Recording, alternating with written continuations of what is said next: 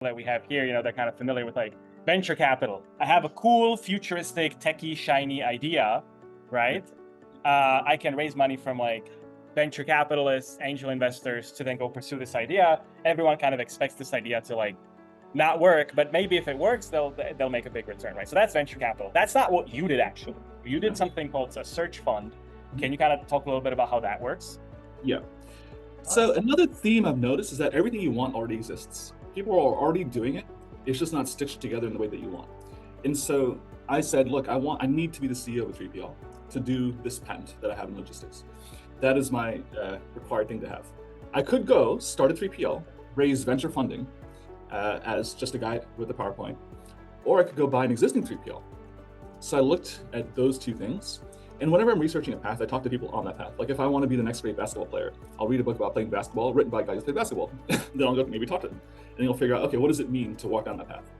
So I talked to people who'd started their own 3PL and people who'd just, been hired running their own 3PL. And I found that starting your own 3PL is a really difficult thing. Like, there's a lot of like pitfalls, cash flow crunches all the time. Customers don't pay you, getting the wrong customers, labor issues. It's a road full of landmines.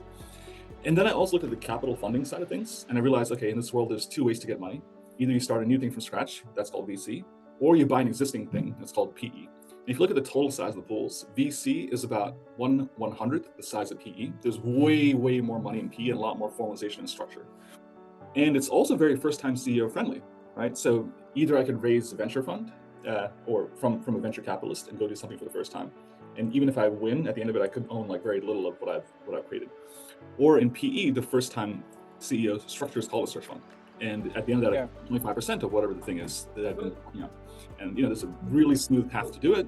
Everyone's on searchfunder.com. You just message all the investors in there. You talk about what you're trying to do. And within a few months, you can launch what you want to do and then go find a company to buy and buy.